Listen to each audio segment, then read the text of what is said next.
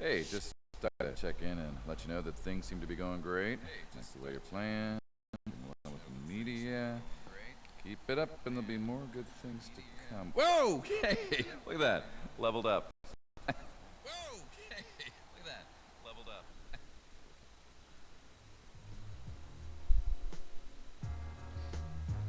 How's it going, guys? This is the Big E, and this is episode 8 of my career on NBA 2K14 for the Xbox One. As you can see, I just had a miniature brief meeting with my agent. Of course, I picked the big agent, like I said earlier. Those are the basic encounters you have with him. Passive, short like that, and obviously centered around himself more so than the smaller agent. That's a perk of staying with the smaller agent, that you actually get a lot more attention as well as little miniature cutscenes like that. But today we're talking about the 2014 awards for the NBA, like the MVP, the most improved player, the defensive player, and the coach of the year even, as well as rookie of the year, of course. So far this year, the MVP I would say is pretty far out in the sense of who's winning it, and to me I would have to say definitely Kevin Durant. This year his scoring obviously has been amazing. The Thunder have been great even without Russell Westbrook, so I mean that just improves Durant's case.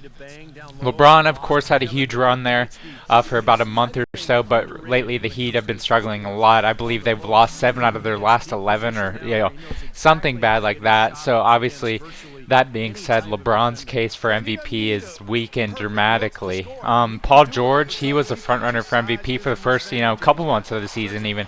Obviously, with the Pacers' hot start, they started off something like 16-0, and right now they're obviously on top of the Eastern Conference still. And the Pacers and Heat actually play Wednesday, so that'll be a big game, I think.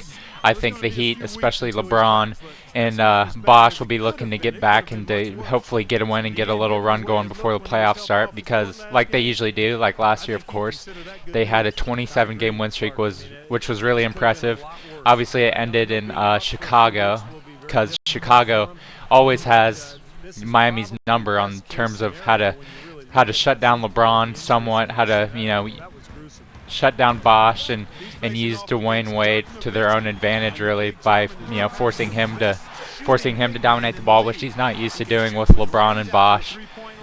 More on Kevin Durant. Obviously, his scoring is this big thing, but since working out with LeBron and playing LeBron in the finals, he's just gotten so much better as an overall player. Lousy turnover there, but overall he's gotten so much better. Of course, his rebounding, I believe his rebounding numbers have went up. Obviously, his passing has gotten better, and his defense is worlds different from what it was when he first came in the league, which is actually improves his MVP chances, of course, but also improves his chances for being considered one of the greatest players of all time by the time he retires. Obviously, now it's too far to tell that or not tell it. But obviously his presence as a scorer is pretty amazing. He already has 3 scoring titles, I believe. He's probably going to win his 4th this year. I'm pretty sure he's still leading the league in scoring, and probably by a good amount, I'd guess, by the streaks he's had going this year. And I believe he had a 50-point game the other day, 50-point, like 11 rebounds, something like that. So obviously he's had a really impressive season. And Russell coming back, people saying his numbers were going down, but they didn't go down much. Actually, he's still scoring a boatload, like always, really. He's really fun to watch. I still like watching LeBron over Durant, but overall he's really fun, and so is Paul George. Defensively, out of LeBron, Durant, and Paul George, I would take Paul George on defense, especially at this point of his career, because he's so young, and yet he's still so good at defense. When LeBron was his age, and obviously Durant being relatively the same age as Paul, not nearly as intense on defense this quick into the league like Paul George is, which is amazing to watch and amazing for the Pacers organization. I've actually seen Paul George play in person a few times, so I can speak firsthand for how great he is defensively. I went to a game between the Pacers and Rockets in Indiana, and Paul George was basically shutting down James Harden. He was up on up on James, you know, multiple feet behind the three-point line, and he limited even his most basic movement. It was really amazing to watch because he held James Harden rather to horrible shooting. I know the Pacers won handily in that game. So overall, that makes me want to vote for Paul George as MVP, but I would still have to give it to Durant because of how offensively dominant both he and the Thunder have been, even when Russell Westbrook has been out.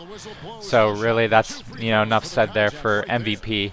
As for Coach of the Year, I would have to go with I'd say the Thunder coach, Scott Brooks, of course.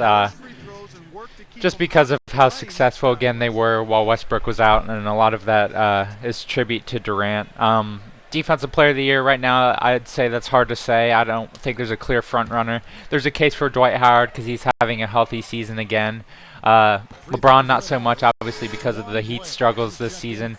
Durant, arguably, because of how much better he's just gotten overall, especially with stealing the ball, and his rebounding has gotten better. Chris Paul is always somewhat near the top of that discussion because he's always stealing the ball like crazy. He's led the league, I believe, 4 times in steals, something ridiculous like that. But overall, those are my votes for the awards of the year.